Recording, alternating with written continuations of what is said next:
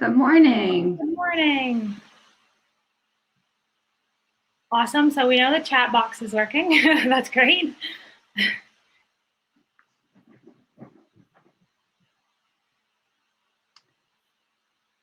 Perfect. Welcome to Sleep Hygiene. We'll give it a couple more minutes there. I still see people rolling in. I still have a minute till 10:30, so we'll give it another minute there. Sounds good. Happy Friday. I don't even know. If you didn't say that, I probably wouldn't have been able to tell you what day of the week it is right now. All blend together. Kevin, the boarding team is good. We're awesome. Good morning in Halifax and Gander. Amazing. I'm all over. This is great.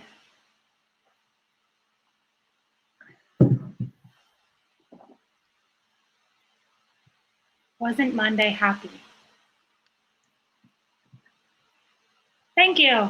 Thanks, Dana, on the template. Monday was very happy too, Kevin. Don't worry. What does your mug say on it? My mug says, coffee makes everything possible. Probably what I shouldn't be advertising during the sleep hygiene presentation. It's still morning time, so you're good. If this presentation was in the afternoon, it'd be another story. Perfect. It's just cup number 2, and that's it for the day. How do we activate the chat? It looks like you're doing it, so I hope that's... if you're looking to activate your talking, Brayden will have to grant you access. What we're going to do is hang on just probably one more minute, and then we have everyone muted right now. Just as everyone's kind of logging in, it can be a little bit of a situation. So Brayden will go ahead and grant you access to your cameras and your mics. You still will have to go through and actually click to talk or to share your video. Right now, Brayden, maybe just do the chat function. I think I can just do, I can do both. So allow webcam and microphone. Perfect. So how about I'll activate only those who want to be activated, just because we'll get into that in a minute, confidentiality and stuff. Perfect. All right. I think we are, oh, okay. Perfect. All right. We're good to keep rolling, if that's okay with you. Let's go for it. All right. So good morning, everyone. I hope you had a nice sleep and are ready and well rested to get going this morning. Today we will be talking about sleep hygiene for the next hour or so. We do have a lot to get through, so hopefully we can keep rolling through this. To introduce ourselves, my name is Brayden. I'm a health promotion specialist at CFB Borden. And then alongside me to my right is Jackie Pritchard. Jackie is a health promotion specialist from Borden as well. And we're really excited to be bringing you this presentation on a national platform. First time for us, so learning curves along with it. Be patient with us. But as we go through the presentation of sleep hygiene, please feel free to ask any questions in the chat box, as I can see most of you know how to use it already.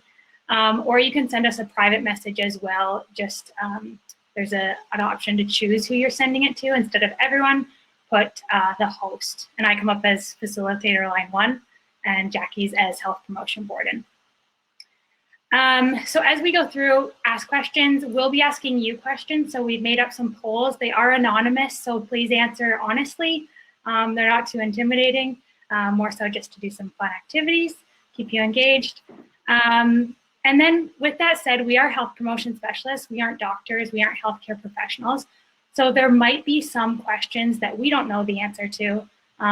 We'll try our best to answer them, give you some guidance, but some questions might be more suited for your healthcare professional. So moving through that, just be mindful of that. All right, so before we get started, a few things we kind of have to go over in terms of our platform. The presentation and all the information you're seeing today belongs to the Department of National Defense. So really anything that we're going through today shouldn't and can't be replicated or retransmitted in any way. It will be recorded, so it will be available after the fact on CAF Connection for you to watch through again. So be aware of that. As well, some things we'll be talking about today will be of a sensitive nature. So generally speaking, it's pretty basic. There won't be anything too strict but please note parental discretion is advised. As well, all the topics we're talking about today are for adults. So we know when we're talking about sleep, sleep does vary on person to person, but as well age. So the younger demographic aren't represented in this presentation. Another thing is that this webinar will be recorded. So be mindful of that. Use the chat box. That's kind of why we haven't loaded your videos or sound on.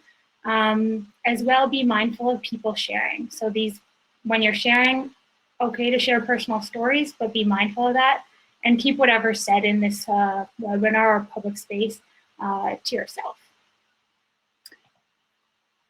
All right, so we have a lot to get through this morning. We'll try and fit it into an hour. Hopefully we'll do our best. But first we're going to talk about the benefits of sleep. So we know that sleep is important for our health. The evidence is coming out more and more to support that. But really, how important is it for us? So Jackie will take us through the benefits of sleep and why it's so important for our brain and body to function well throughout the day and for our long-term health. And then I'll take you through kind of the health impacts of sleep deprivation. So we know in our society, I would say generally, we don't put a huge emphasis on getting enough sleep. It's almost a luxury in our lives. You know, if there's another thing on the go, oh, I'll just stay up an hour later to get that done, or binge watch another Netflix episode. And we kind of put sleep to the wayside. So what's actually happening in our bodies when we're doing that or choosing to do that? And then we'll talk about the stages of sleep. So kind of, you know, when your body hits that pillow and we're actually falling asleep, there's a lot of things happening.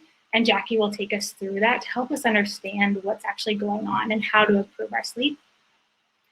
And then one of the last things we'll talk about is improving our sleep. So we know we need a lot of sleep. We know what we need. We'll talk about that. But also, how can we do that? What should we add into our routine? What should we take away to make sure that we're getting the best sleep possible? And how our routine plays a role in that will also come into play here. So sleep hygiene, routine, as well as relaxation. So at the end of the night, how do I roll down and get ready for my sleep? And then lastly, we'll talk about some sleep disorders that are becoming more and more prevalent in our society. And we'll kind of touch on a few of them and then end with that. And then any questions will as well be addressed at the end. Awesome. So let's just get into talking a little bit about the benefits of sleep here. Before I click to my next slide, what do you think the benefits of sleep are? Use that chat feature there and just type in a few things that come to mind when you think of, why do I need sleep? Why is it so important? And we'll just take a few minutes to see what pops in there. Recovery, increase immunity, emotional regulation, mood, mental stability. Nice. Oh, there's so many. Live longer, improve learning skills, productivity, overall health, physical and mental strength. If I missed yours, I apologize. They were scrolling there very, very quickly. To be happier. Wonderful. So as we kind of talked about just very briefly, even what you guys have shared, there's a ton of reasons why sleep is so important. We'll go over a couple of them today and kind of loop back to them as we speak to a lot of the different components. We'll get through the presentation as we go. When we talk about overall health, this kind of captures everything that we'll be kind of talking about today. But sleep is the time when our body does that regeneration. It does that rebuilding, that repairing. All of our kind of immune cells can go to work while we are resting and while we are sleeping. There's actually a protein called cytokines, and that's basically what regulates our cells for infection and inflammation, all things that are going to be needed to keep us healthy. And those can only be produced and go to work while we are actually in a sleeping state. So that immunity response is super important and reliant on us getting adequate sleep. The brain gets rid of waste. This is a huge one. So when we are very busy throughout the day, our brain waves are very, very active, and we'll get into that in a second. But as we slow down and those brain waves kind of relax, we're able to kind of flush out all of that metabolic waste that's kind of been building up in there, and that spinal fluid that's kind of keeping our brain floating around in our heads there. So being able to sleep and allow those kind of slowing of those waves to regenerate all of that different fluid is super important for kind of that overall health and well-being, just to keep our brain sharp and able to do what we need to do. When we talk about energy, obviously we can very much feel when we're very tired, right? Our body kind of shuts down. We're not able to do what we need to do. We know when we're not rested, right? We all have that feeling of not getting an adequate night's sleep and not really having the energy to get through the day.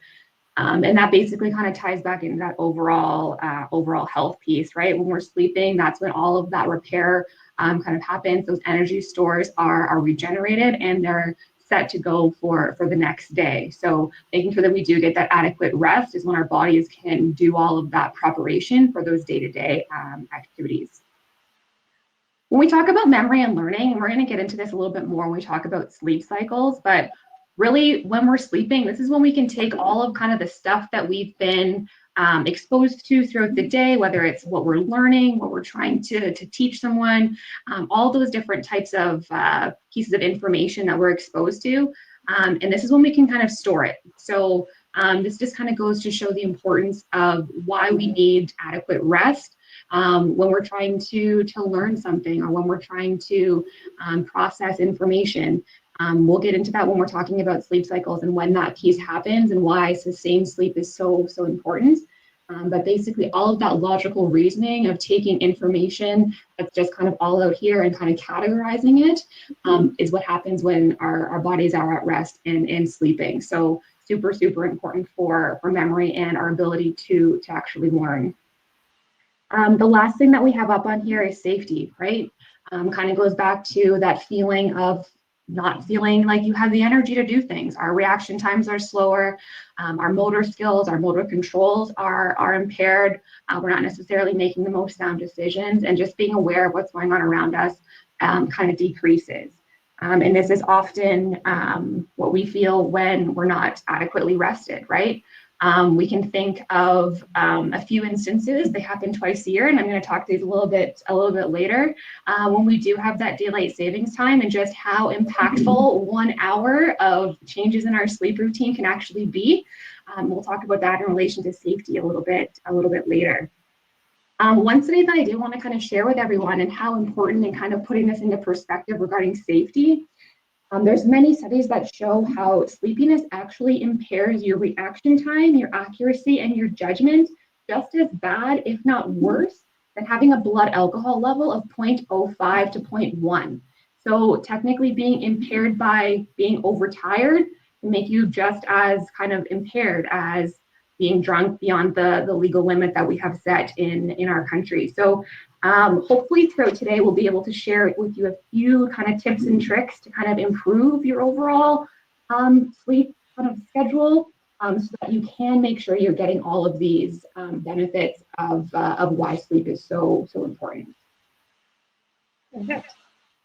All right, so I have a poll up for you. I hope this works. So I asked, do you notice changes within yourself when you're not getting enough sleep? So Jackie touched on a few of those, that oftentimes, we're not able to learn or attain, or our overall health is being suffering. So I'm going to touch on some of the more longer impact results of not getting enough sleep. So, perfect. So generally speaking, not getting enough sleep or insufficient sleep can cause numerous health impacts. I'll touch on a few here. but really the list is endless. It goes on and on. So I'll touch on obesity. So we know obesity rates are rising. Don't know exactly if that's correlated with lack of sleep, but I would assume yes. So when we're not getting enough sleep, our body isn't giving off the chemical reaction that says, I've had enough to eat. So when we're not getting enough sleep, our body is not identifying when we're full, and we tend to overindulge in food that we're eating. As well, when we're not getting enough sleep, our body tends to reach for those higher carb, higher sugar, higher fat products that often aren't as good for us or will fuel our body. So not only are we now sleep deprived and eating the wrong foods or the not as healthy foods, we're also not having the energy to go for that run or do that exercise routine. So we're not getting off the couch or off the bed or whatever you're doing as much. We're not having that motivation to do that exercise and burn those extra calories, which will likely play into obesity rates. And then maybe I'll talk about mental health. So with mental health, we know that if we're not getting enough sleep, that we're not as emotionally or mentally resilient. So we're not able to function and, say, okay, maybe I'm not getting enough sleep, but, I'll get better sleep tomorrow. We're more at a state, if we're in lack of sleep, that we feel more vulnerable and we're more emotional, which in turn leads to less resiliency, which leads us on that mental health continuum model. If we're from the D&D, we would know this, that if we're not getting enough sleep, that's more prone to us being having health illnesses, mental health illnesses like depression or anxiety. And then that turns us into not being in the green on that continuum and moving towards the red. Maybe type 2 diabetes I'll talk about as well, and then continue on. So when we have a lack of sleep, our body releases insulin. So people who don't get enough sleep have higher blood sugar levels and therefore have an increased risk of getting type 2 diabetes. Along with that comes other health complications. So numerous health concerns, as well as immune function, the increased inflammatory response, when we're not getting enough sleep, our immune function doesn't function as well. So we're more susceptible to disease, maybe heart disease, cancers, that kind of thing. Perfect. Thank you. So some signs and symptoms of not getting enough sleep. We touched on these already, so I won't belabor them too much. But that increased accident risk is huge. So we know when we aren't getting enough sleep, we're increased in the accidents like car accidents or accidents at work or whatever it might be. As well, memory failure, depression we talked about, the weight gain, absolutely. As well as changes in appearance and the immune function I already talked about. So we'll keep going. I think we have a poll here, Brayden. Yes, we do. So we're going to get into talking about kind of sleep requirements and understanding sleep a little bit more. But just for fun, how much sleep did you guys get last night? So in the poll there, give us your answers. Let's see how we do. Hopefully now that you're home and maybe a little more relaxed, you have more time to spend in that sleep cycle. Unless you're a at-home working parent who's also trying to homeschool the house maintained as well. True. Awesome. All right. Most people are 5 to 7 hours. Yeah. Let's talk a little bit about how much sleep we actually need according to the science that's out there.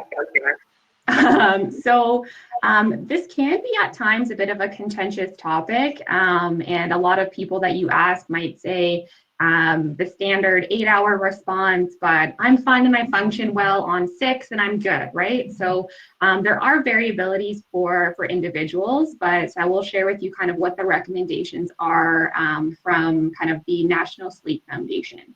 So they actually brought together just a couple of years ago 18 of the top scientists and researchers in the world of sleep to kind of look at the recommendations based on different age ranges for our sleep requirements to achieve those optimal, that optimal health and well-being.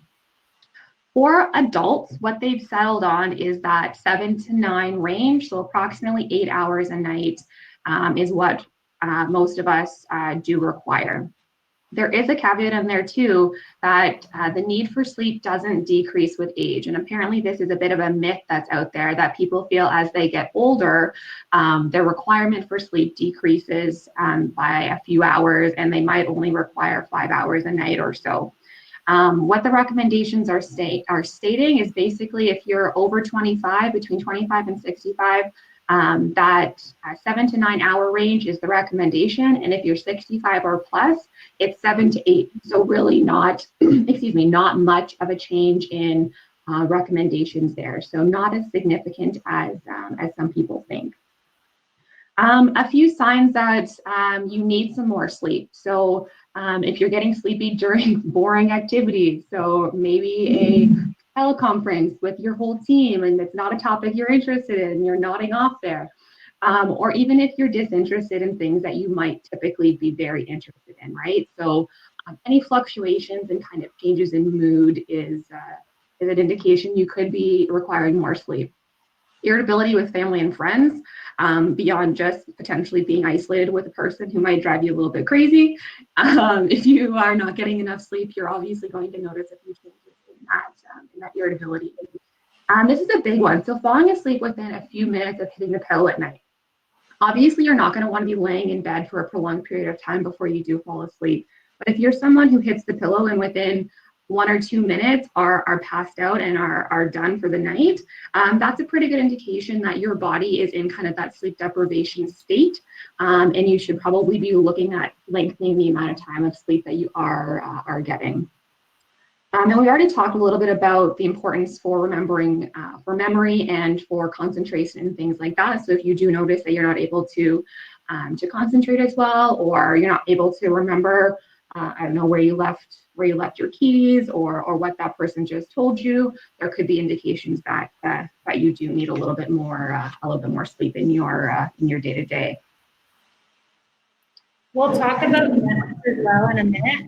There was a couple of questions in the chat oh, sorry, Brayden. I'm not able to see both at the same time there. I know. No. Perfect. Okay. We'll be touching on naps and kind of when they're appropriate and maybe when they're not later on. Thanks, Brayden. Let's talk a little bit about what actually happens when we actually fall asleep. So we'll go through the kind of stages of sleep here before we get into a little bit more of those tips and tricks for actually bettering our sleep at night.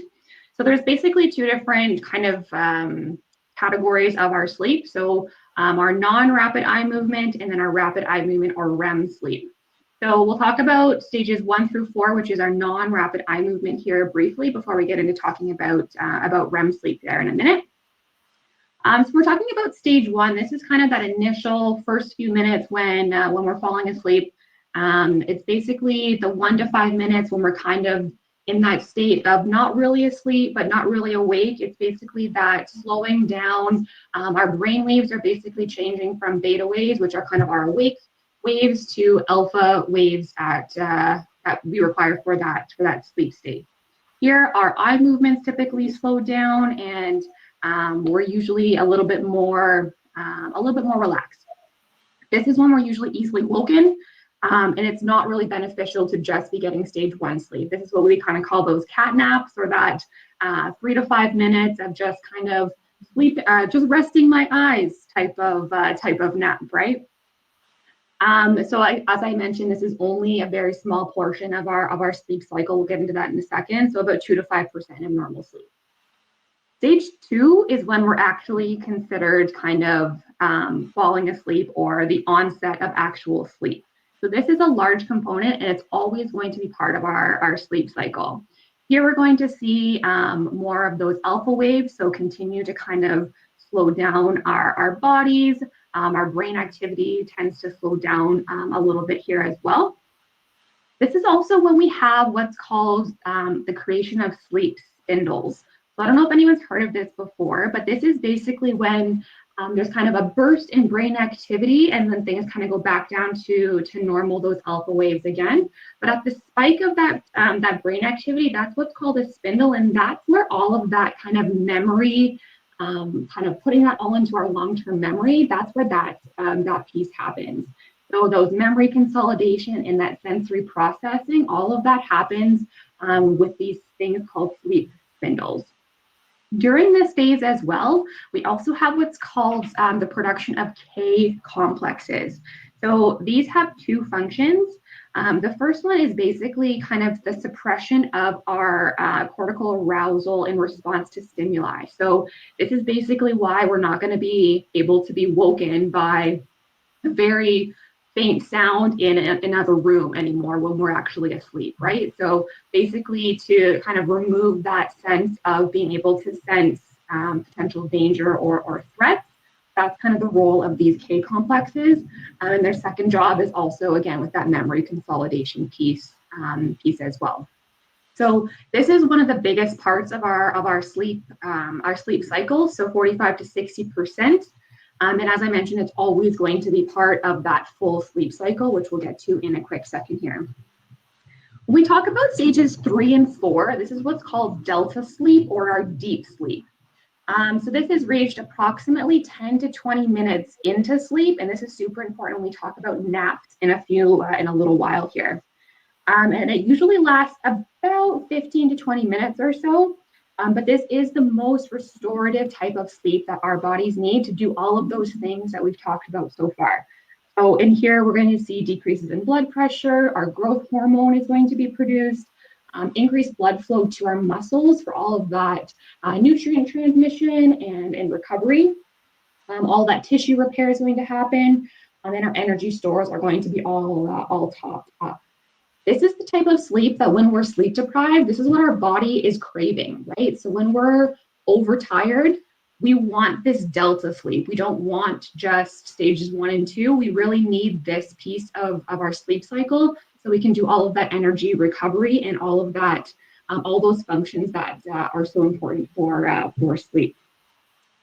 Here, this is going to be when you're the hardest to wake, and I'll almost have virtually no response to outside stimuli, right? So this is what I read in a few things is the teenager response, how they're not able to be woken no matter what. It could take pots and pans being hit together in front of their door for them to be woken, or them not to even wake at all. This is kind of that deep sleep stage. So all of this is that non-rapid eye movement type sleep. And let's talk a little bit more about REM sleep right now. So a lot of people, when they talk about sleep, they say that they need to get to REM sleep. And REM sleep is extremely important as well for a variety of different reasons. So this is sometimes called the 5th stage of sleep, and it's a very active phase of sleeping. So as before, non-rapid eye movement, this is now rapid eye movement. We'll tend to see jerky eye movements, increase in blood pressure and heart rate. Our breathing rates can go up or become extremely irregular and erratic during this period of sleep. But this is also one of those super key points of our sleep cycle where all that memory consolidation happens and information is basically processed into our long-term memory. So as much as that happens in stage 2 a little bit, it's also happening a lot in our REM stage of sleep. We usually get about 20 to 25% of our sleep at night as REM sleep, and it occurs about 90 minutes or so into our sleep cycle. It's actually going to be the last part of one complete sleep cycle. During this time is usually when we experience those dreams. So if we are waking up in the morning, we're like waking up from a dream, we're typically waking up from REM sleep, and we can actually be woken very easily from REM. During this phase, we actually also experience typical large muscle paralysis. So we might not be as jerky as we might be during other phases of sleep cycles. A couple theories to this. The one that I find the most entertaining is that we don't act out our dreams. So we're not going to be, I don't know, running down the street, chasing dinosaurs or something, whatever we might be dreaming at night. But also a super important phase for that memory consolidation piece. That's kind of the main point of this REM sleep component. When we talk about the different cycles, so I've kind of alluded to this a little bit already. We definitely have many cycles that we go through in a night. Typically, it's about 90 minutes or so to complete one complete sleep cycle. So we typically experience 1 through 5 or 1 to REM when we first go to sleep, and then we start dropping different stages of sleep as the hours kind of progress, and we get more into that deep, restful sleep. You can see kind of here, can you see my mouse on the screen, Brayden? No. No? Oh, okay. There's no pointer in this function that I haven't figured out yet. The second from the bottom point here, you can kind of see that cycle is 1, 2, 3, 4, 3, 2, REM. And then the next time, you're not going to have that 1. You're going to have dropped that first cycle and continue on that progression there. And as I mentioned, basically more stage 2 and REM sleep will be experienced as those hours progress. This basically demonstrates it really well of when we're going to be reaching those different stages of sleep, right? So within that first 90 minutes or so, we're going to have that stage 1 sleep, but then we've dropped it for the second cycle. So it's always kind of that up and down type phase. And you'll notice around hour 4, we've dropped stage 4, right? So we're now experiencing 2, 3 REM. And then as we kind of progress further, we even drop stage 3 during those last couple hours of rest at night. So really our bodies are kind of going through that stage of prioritizing what they really need to do based on what happens during those different sleep cycles. That's why it's so important that we have a sustained period that we're actually getting of consistent sleep and not just getting, I don't know, 6 20-minute naps throughout the day, right? We need that that sustained type of long periods of rest and actual sleep to get through these different cycles, to have the benefits that our bodies require from each of those stages. We had a Sure.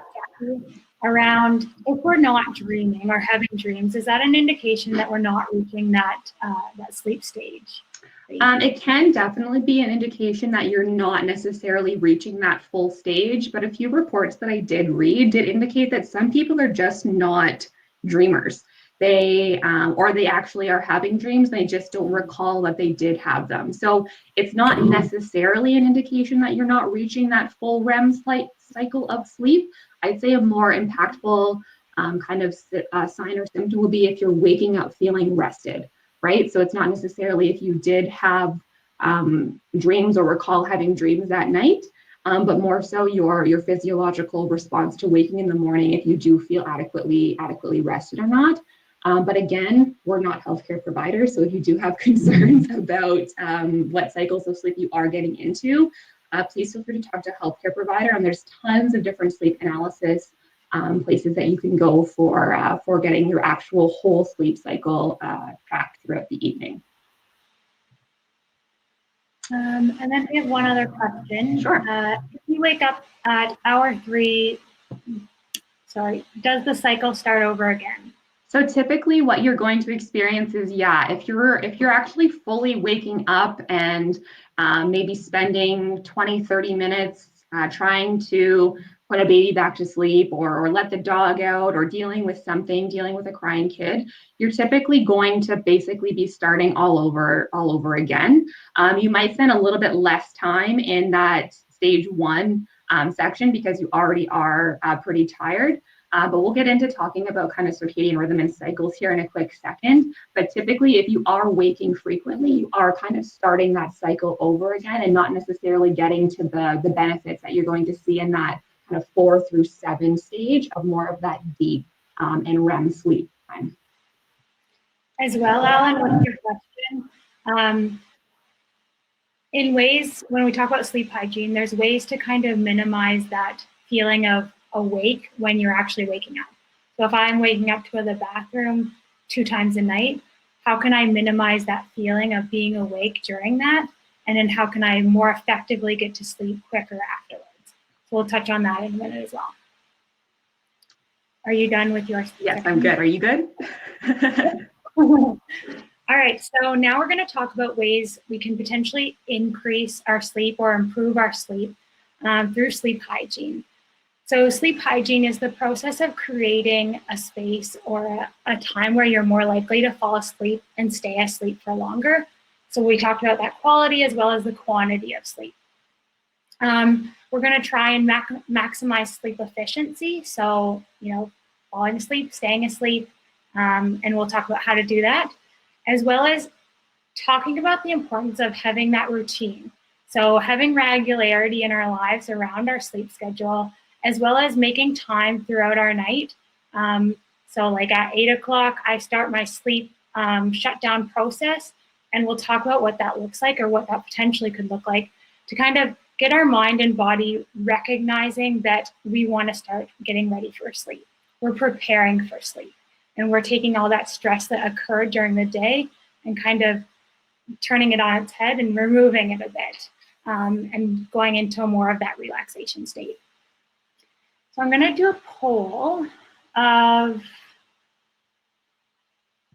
do you currently have a good idea of what your sleep hygiene schedule looks like? Do you practice it, or do you say in good practice, yeah, I want to do this every night, but this Netflix series that I'm watching is just too amazing that I need to keep going with it? Or do you kind of have no idea what a sleep hygiene schedule would look like, and that's kind of why you're here? That's good as well. So it looks like we're all over the map, which is good. Well, not good, but room for improvement. So I'll be real for a minute and say I have a sleep hygiene that I like to practice all the time. I know when I practice it, I have a better night's sleep and I stay asleep. But right now I'm binge watching a season of Netflix. So oftentimes, if it hits 8 o'clock and I'm watching a good episode, I'll be like, oh, it's okay, I'll keep going with this episode and come back to sleep later. My sleep hygiene doesn't need to be supported. But in fact, there is evidence to say that when we have a good sleep hygiene, we're getting better sleep. So this slide is representing sleep efficiency.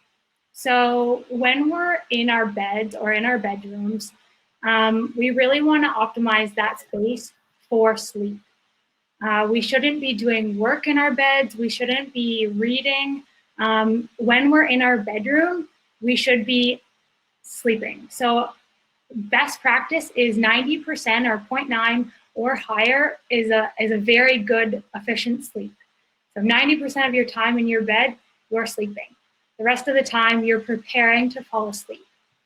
When that number decreases, that means we're spending more time awake in our bed. So maybe I'm reading or bringing my TV into my bedroom and watching Netflix in there. And what that's doing is actually telling our body that the bed isn't meant for sleep, that we're equating the bedroom to a space where we get work done, maybe where we catch up on reading or Netflix, or we talk to our spouse or whatever it is. So really we want to spend the majority of our time when we're in our bed actually sleeping.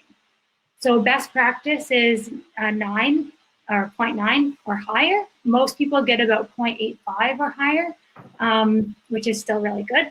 So on an average night, if I'm spending 7 hours sleeping, 40 minutes of that should be me preparing to get to bed. So getting into bed, preparing to fall asleep. And then in the morning, trying to minimize that time that we're spending in our beds. Don't reach for that cell phone and bring it right into the bed right away. Get out of bed, start functioning as your normal day, and then reach for the technology or the work elsewhere, so that we're not equating the bedroom to that space where we get things done. So then when it's time for bed, we're able to go to bed and our body will be able to recognize to turn off in that space. Perfect. So some things to maybe avoid or try to avoid if we're having trouble sleeping. So if we're looking at good sleep hygiene, we're going to avoid taking daytime naps. With that being said, if you have trouble sleeping, daytime naps can be very effective. Try to stay around that 20 to 30 minute mark, what Jackie talked about, when we're hitting that sleep stage where we want to be at, where we're feeling refreshed when we wake up and not groggy. But if you find that you're having naps during the day and then having trouble sleeping at night, cut out those naps. They're not as important for us as actually getting that full night's sleep. So making sure that we're having that as opposed to taking naps throughout the day. And Jackie already touched on that. So the next one is use alcohol to sleep better. We really want to try to avoid this. So alcohol actually is a depressant that makes us feel drowsy and ready for bed. So it's often you have that nightcap and then you're sleepy and ready for bed. But that might help you to initially go to bed, but it's actually not helping us later on in our sleep. It blocks our ability to get into that REM sleep cycle and actually disrupts our sleep. So we find that later on, like maybe the second half of our sleep, we're waking up and not feeling as well rested in the morning. The next one is nicotine. So smoking prior to bed or waking up throughout the night to have a cigarette isn't effective for our sleep. Nicotine is a stimulant, so it kind of restricts our ability to get a good night's sleep. So when we have nicotine in our body, it speeds up our heart rate and speeds up our thinking. So when we're doing that too close to bed or waking up throughout the night to have that nicotine, it's actually awakening us and increasing our heart rate. So avoiding that before bedtime is best, or trying to quit tobacco is probably best practice. But if you can't do that, at least minimize the amount you're smoking at night. And we do have a program for that called Bud Out. If you want to join, shameless plug right there. And then finally, the caffeine. Oh, I skipped a few. So going to bed hungry or full. I know for myself, I need a light snack at night, making sure that it's not too heavy, not too spicy, personal tolerance, not too big as well. But having that light snack, maybe a banana or a bowl of cereal or some yogurt, just so you're not waking up hungry throughout the night. As well, caffeine, I think that's pretty self-explanatory. If we're having caffeine, we have it to stay awake. So trying to avoid that. I think it's roughly about 3 p.m. in the afternoon is when we need to stop that caffeine intake so that we're having a full night's sleep. And that's dependent on the individual as well. As well for physical activity. So exercise before bed. This one is somewhat controversial as it's pretty individualized. So if I'm doing some vigorous physical activity right before bed, we know that when we're doing physical activity, our heart rate goes up, our breathing goes up, we're at an elevated state where in our bedtime routine, we want to get into that relaxation state. So by adding exercise into our nightly routine might not be the best or most effective way to reach that relaxation state. With that said, some people find exercise beneficial if they're doing more or less vigorous activities. So if I'm practicing yoga or going for a walk, those might be beneficial, as oftentimes when we're doing physical activity, we go into a mindfulness. So we're kind of actively focusing on that event and not focusing on the stress of our day. So it might be a way to be mindful during that exercise so that you're reaching a more relaxed state. All right, so sleep hygiene, things to do. So having a regular bedtime and wake up time, even on the weekends. So this is huge for regularity. So if we're regular in our sleep patterns, if I wake up every day at 7:30 or 6, and I'm going to bed every night at around 10 p.m., that's going to be the best practice to make sure that our sleep quality and quantity is at its best. So essentially, this helps us anchor our sleep and improve both the quantity and quality of our sleep.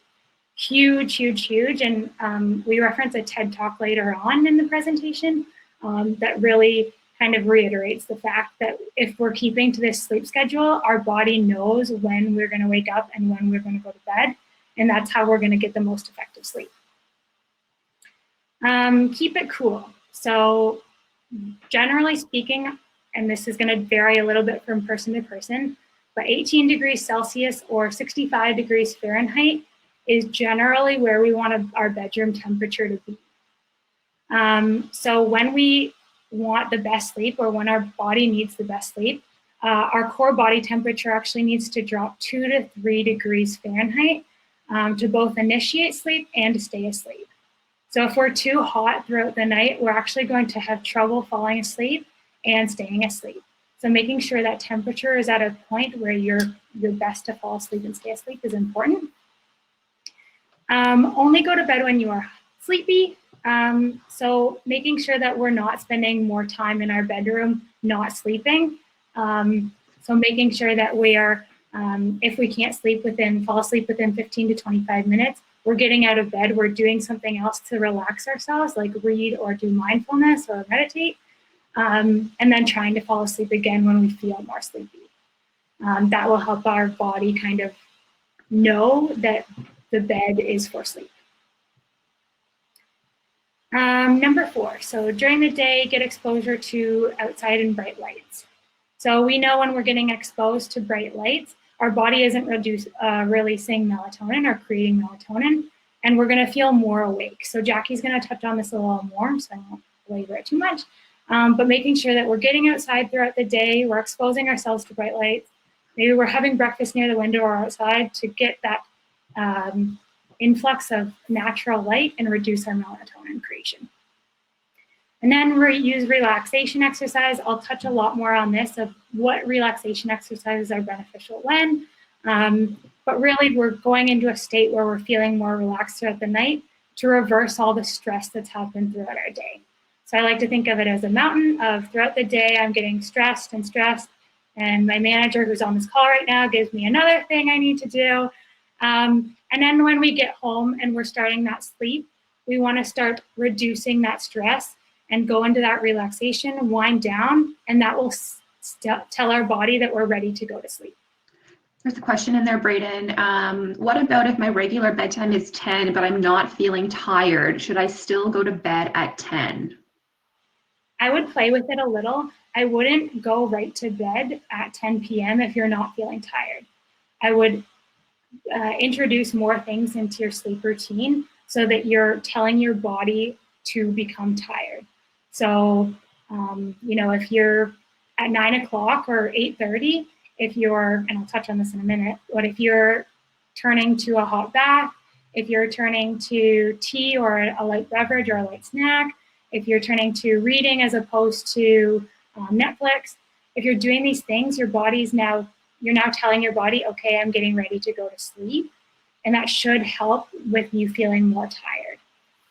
But absolutely, if you're not feeling tired, don't try and fall asleep, or try, and if it doesn't take 15 minutes and you're still awake, get up and do something else. All right, other things to do during sleep hygiene. So I talked about this a little already, but making sure that if we're in bed and we're not falling asleep within 15 to 25 minutes, to get out of bed. So making sure that we're not spending time in our bedroom when it's not sleeping. Talked about that sleep efficiency. As well, increase the length of your pre-bedtime routine. So telling your body when to go to bed, making a snack, brushing your teeth, reading, maybe looking for an audio book, basically relaxing and shutting down for the night as long as you can. So mine's about an hour and 20 minutes-ish, where I'm telling my body, okay, dimming down the lights, turning to my book, making a tea, settling down for the night so your body knows that it's time for bed.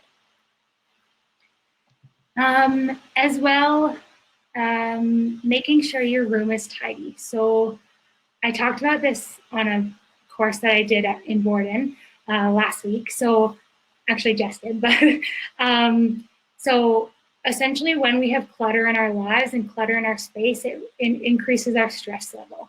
So we want to remove clutter from our sleep space, so our bedroom, as much as we can. So making sure that's clean and tidy. As well, really important here, if you have increased stress during the time you go to bed, it's going to be harder for you to go to bed.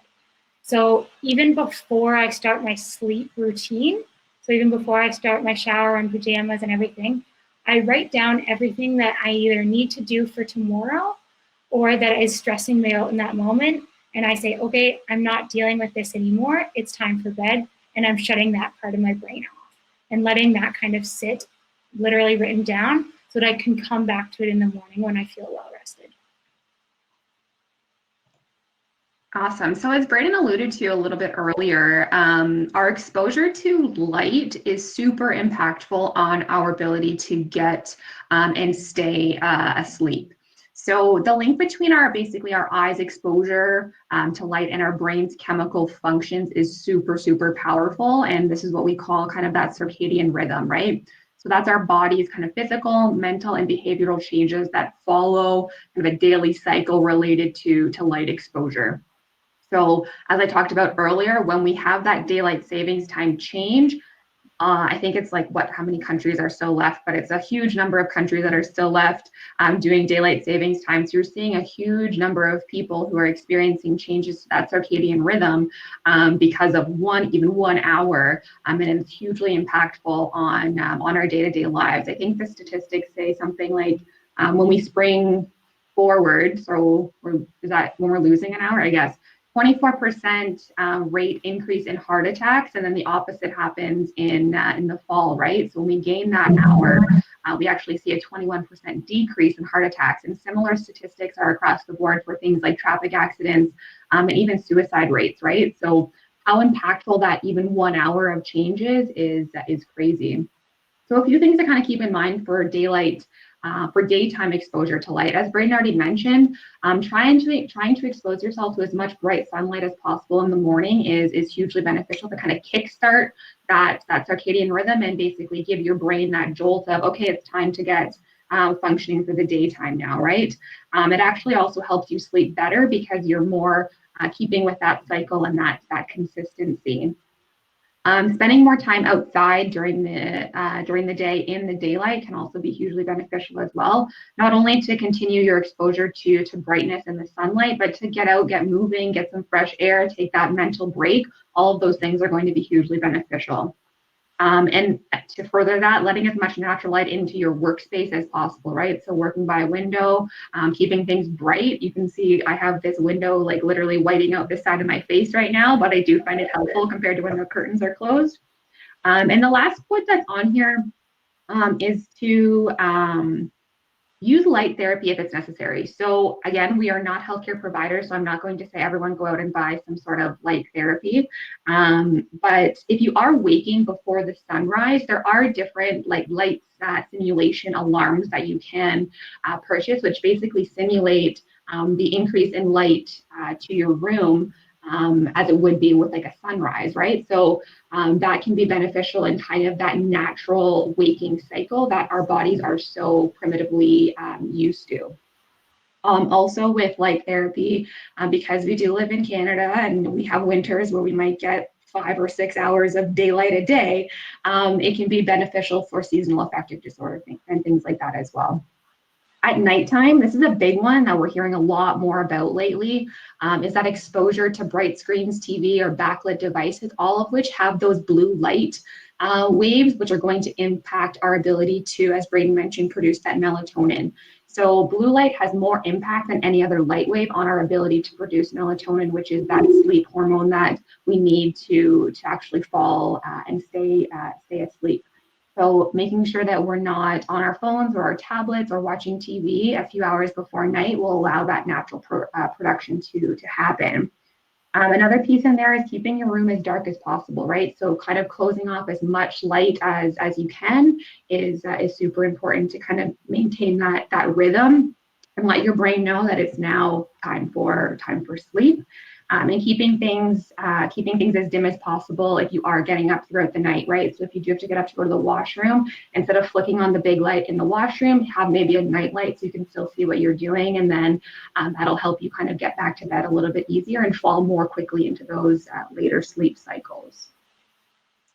A few things that pop up in the are surrounding kind of, winter months as well as shift work. Yeah. So making sure that you're going outside during those times. So even walking your dog before it gets dark outside, just so you're having that additional sunlight. If you're a shift worker, making sure that you're getting outside on your breaks and actually seeing that sunlight instead of not seeing it for 3 days. Making sure you're taking that time to get outside is really, really important. Definitely. And basically, when we're talking about shift work, you're trying to now force your brain into that reversal of that circadian rhythm, right? And it does take time, and it is very taxing on the body. So there are definitely a few resources on Health Canada's website for tips for shift workers. So I'd encourage you to check that out as well if you are in that boat. Warning, Sorry, go ahead, Brayden. 5-minute warning for you. Thank you. A few things just to kind of keep in mind. We talked a little bit about this already, the importance of exercise. So we've already talked a little bit about some of the controversy before bedtime, but during the day, so morning, early afternoon, getting that exercise in is hugely beneficial to actually getting restful sleep at night. You're kind of taxing the body, you're doing what it needs to do, releasing the hormones that are necessary, and keeping the blood flowing to make sure that you do have that proper kind of sleep routine engaged by that hormone release. Even just 10 minutes of walking a day is enough to kind of keep that rhythm going. And nutrition for sleep. Again, we've talked a little bit about this already, but just a few things to keep in mind again as well to limit those stimulus, right? So caffeine and nicotine. As Brayden mentioned, that body temperature regulation. So those big meals before bedtime, we all know when we have a big meal, we typically get very warm, and that's going to impact our ability to reduce that body temperature back to what we need to fall into sleep. Alcohol we've talked about, drinking too many liquids before going to bed. This one's pretty much the simple physiological fact that we're going to have to get up and go pee, right? So reducing your fluid intake a couple hours before bed, and cutting back on sugary foods too, right? So when we're eating those sugary or refined foods, those are sugars which are going to give us kind of that spike in energy. So reducing that intake is super important. Snacks before bed, as Brayden mentioned, maybe a small bowl of cereal, a small peanut butter sandwich, something that's a little bit more complex carb and protein heavy than sugar rich. Awesome. So second last section, we might go a little over, I hope that's okay. So with relaxation, essentially it's counteracting our stress hormones that happen throughout our day. So it's decreasing our heart rate, blood pressure, we're having less muscle tension through our body, and essentially we're getting ready to go into sleep. So a couple of ways we can do that. Next slide. Sorry. That's okay. So forms of relaxation, there's a few different forms in which we can kind of use or utilize to get into that restful sleep. So deep breathing or abdominal or tactical breathing is really where we're intaking more air and bringing it into our abdominal as opposed to just holding it up here in our chest. So most of us are chest breathers. We store our breath. We take short, shallow breaths through and store it in here. And as an alternative, you want to take deep, meaningful breaths and have it reach your abdominal. So you'll have your belly rise when you have a breath. And doing that in about 4-second increments is kind of a good way to feel less stressed and more relaxed before you get into that sleep. Next one is meditation. So meditation is the act of actually stopping thinking about what's going on in your day and focusing on your breath. So you're not thinking about what's going on, you're focusing on the moment and breathing. I'll talk about what apps can be useful. Oftentimes meditation is one of those intimidating things where we want to choose, we don't want to do it because we don't know how. We'll talk about some apps that can help you get started with that. Mindfulness is essentially the art of focusing on what you're doing in the moment. So the Canada Food Guide talks about mindful eating, so being present in the moment while you eat. Just as that, we want to do activities at night that promote mindfulness. So reading, listening to music, but focusing on that activity as you do it. Grounding is great for someone with anxiety, and it reminds you that you have control over your mind, and it improves your concentration. As well, it resets the brain. So one we like to do in health promotion is the 5, 4, 3, 2, 1. So the senses, so you're seeing 5 things you see, 4 things you hear, 3 things you smell, keep going through that. And it helps you ground yourself in the present moment and feel more present.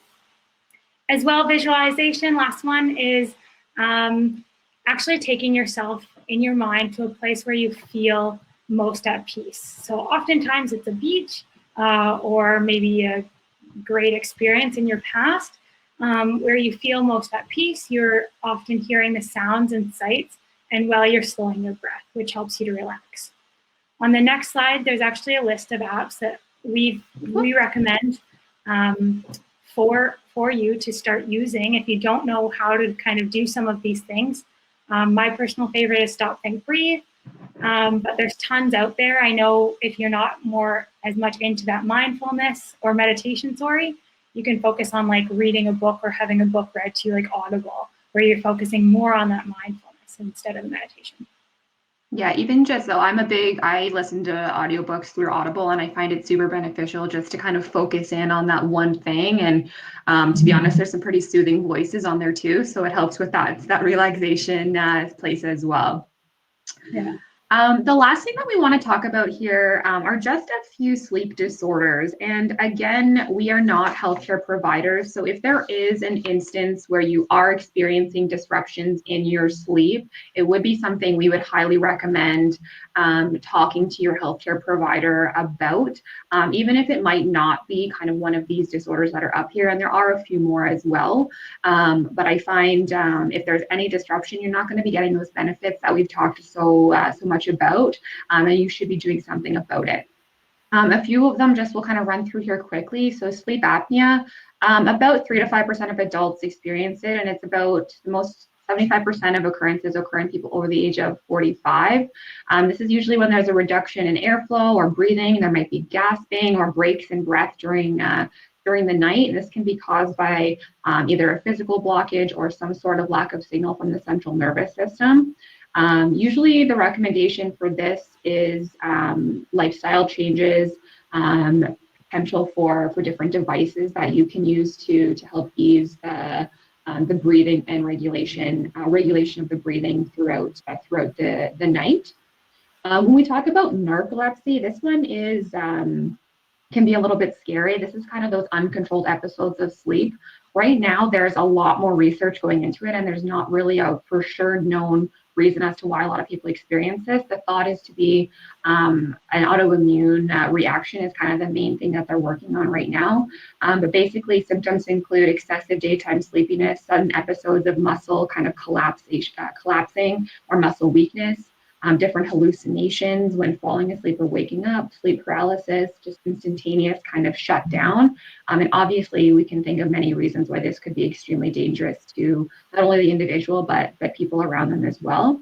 There's a lot of different ways that people manage this, whether it be like naps throughout the day, kind of contradictory to what we've been talking a little bit about. For those who maybe don't respond to different lifestyle factors, there are medications as well.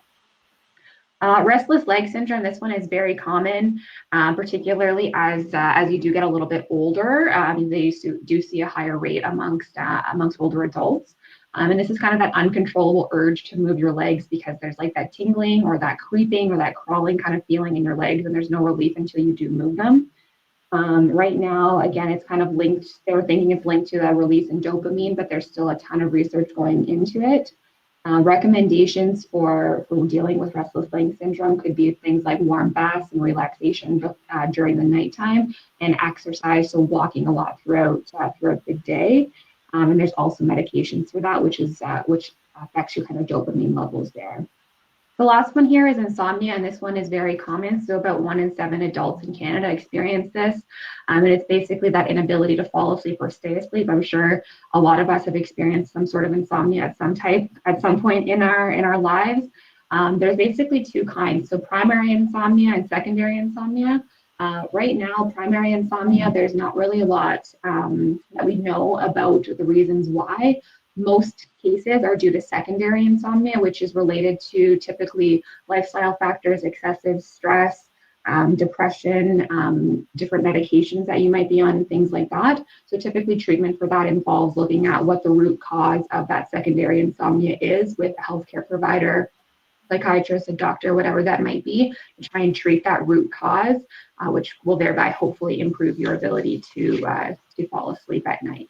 But again, as I mentioned, if you are experiencing any disruptions to sleep, this is when you need to be talking to a healthcare provider, because it could be one of these, or it could be a variety of different other things.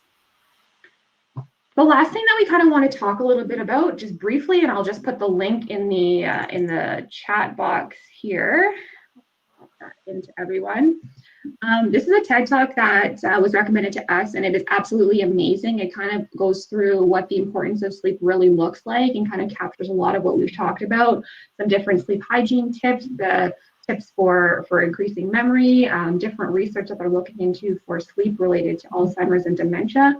It's amazing. I would highly recommend taking a look at that. It's called Sleep is Your Superpower by Matt Walker, who's one of the top sleep researchers in the world right now. And he's a very engaging speaker, as well as most TED Talk speakers are.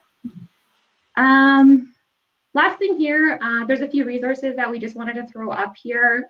These are CAF-related resources, so member assistance, suicide hotline, dealing with stress related to all of this COVID-19 stuff, a variety of different options for reaching out and getting some assistance here. The one thing we would recommend, though, if you are doing research into sleep, is to look for those credible sources, right? So the National Sleep Foundation, Health Canada, not just looking at someone's article on or someone's blog post on how they ended up falling asleep that night, right? So make sure you're sticking with those credible sources for your types of information to try and improve your ability to get some good sleep at nighttime. Anything else you want to add there, Brayden, before we kind of wrap things up for questions? I just shared a Health Canada sleep resource as well. So kind of an infographic of what Health Canada best practice sleep. So it kind of sums up what we've been talking about. I just kind of want to finish off by saying sleep is a necessity, not a luxury. So making sure we're taking that time to go to sleep, bedtime routine, getting those 7 to 9 hours, so important for our overall health. So if you take anything away from today, make it that. I guess now we'll open the floor to questions. I know we've gone 6 minutes over now, but if there are any questions, let us know. I did see one pop in there related to the different screen options for reducing that blue light coming from screens. And I know, like, my phone, for example, has a blue light reduction mode that I have it in all the time.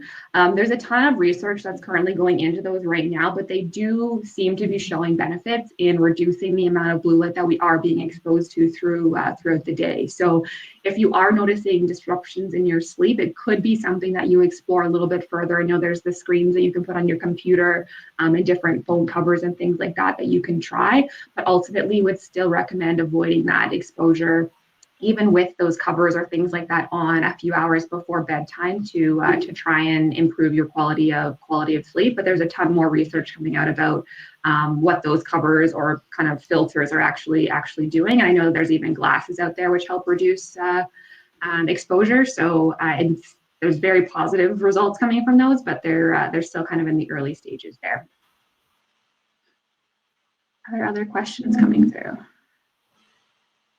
I don't think so. There's one other question at the top here about, is there such thing as getting too much sleep? I think that was the only other question we didn't answer. I would say it depends on kind of who you are, and I'm going to go back to my default response of, if you are feeling rested when you're waking, then you are getting adequate sleep. I haven't done too much digging or research into kind of oversleeping. I know that if I don't typically stick within my like 8.5-ish hours, and I'm waking kind of, if I'm sleeping a few extra hours, I know I'm waking during a sleep cycle that I do feel groggy when I'm waking up. And I feel like I didn't get a restful sleep when I've gotten an adequate amount of sleep. So that's kind of my perspective on that. I'm not sure if there's like a clinical explanation to too much sleep. If anyone has any recommendations or answers on there, please feel free to throw them in there. I don't know, Brayden, if you found anything when we were kind of doing any research on this. I know as age plays a role as well, to a degree. So younger adults, like teenagers, need more sleep if you're talking about that kind of age group. But generally speaking, I would say your answer was well said. As well, really important that you can't, not sleep for 3 days and then have a really good night's sleep and expect it to be all better. You can't kind of compensate for sleep. Right. So that's one answer that goes maybe along with that. That you have to get a well-rested sleep every night. If there's no other questions, I think we'll be good to go. I'm seeing a lot of thank yous. So thank you Awesome. very much for tuning in. Yeah. Wonderful. Thanks, everyone. Thank you. All right, I'm ending the session. Bye. Bye.